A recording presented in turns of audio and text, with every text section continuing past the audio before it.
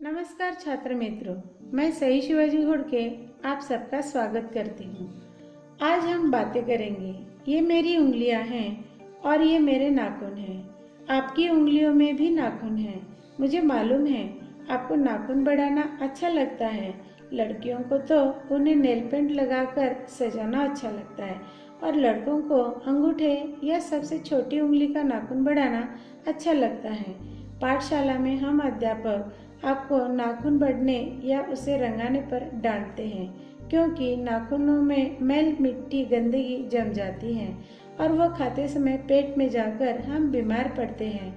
हम ऐसे ही नाखूनों पर बोलते रहेंगे तो हमारा नाखून क्यों बढ़ते हैं, ऐसा अलग पाठ तैयार हो जाएगा।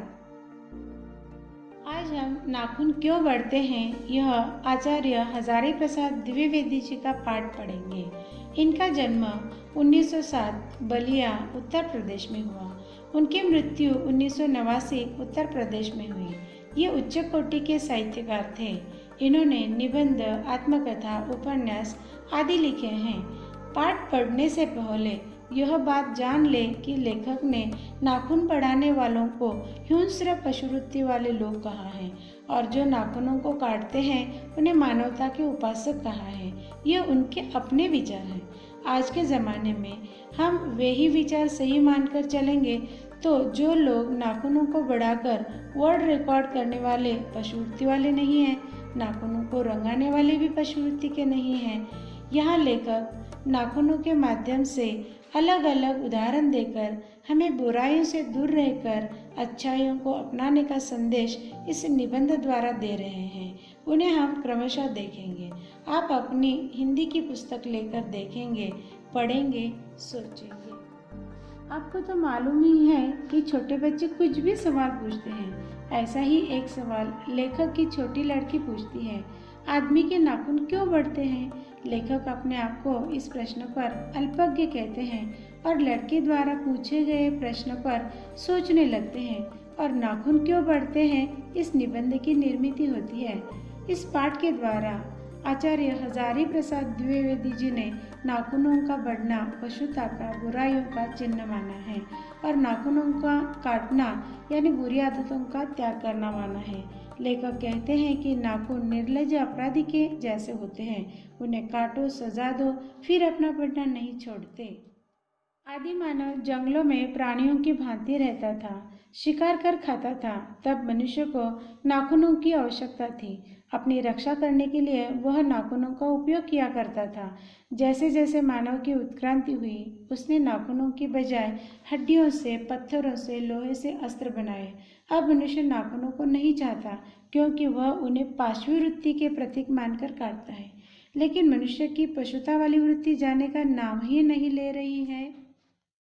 मनुष्य के शरीर, मन और भाषा में अपने आप आने वाली अधोगति को देखेंगे तो पता चलता है कि बुरी बातें हमें कोई सिखाता नहीं, बुरी बातें हम अपने आप सीखते हैं। वैसे ही नाखून भी अपने आप बढ़ते रहते हैं।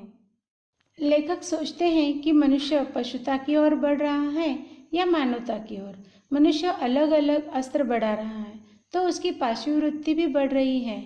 मेरे निर्बोध बालिका ने पूछा हुआ सवाल मैं भी पूछ रहा हूँ कि मनुष्य के नाखून क्यों बढ़ते हैं। हमारा देश स्वतंत्र होने के बाद नेता लोग सोचने लगे कि देश के लोग सुखी कैसे होंगे। देश की रक्षा के लिए अस्त्र बनाए जाए तो लोग सुखी होंगे। भारत की संस्कृति के संस्कार उज्जवल हैं। हम अपने आप पर संयम लगा सकते हैं, अच्छे संस्कारों को अपना सकते हैं, दूसरों के सुख दुख में सहभागी हो सकते हैं, दूसरों के लिए हम अपने सुखों का त्याग कर सकते हैं। जो आदमी स्वार्थी होता है, सभी से झगड़ा करता है, बुरे बर्ताव करता है, ऐसे आदमी को हम अविवेकी मानते हैं, उससे दूर ही रहते हैं। लेखक कहना चाहते हैं कि हमारे पास अच्छे और बुरे संस्कार होते हैं। हमें तय करना है कि हम किसका स्वीकार करें और किसका त्याग करें। प्राणी शास्त्रियों के मतानुसार शरीर के जिन अंगों का उपयोग ना हो वे नष्ट हो जाते हैं। जैसे पहले मनुष्य को पूंछ हुआ करती थी।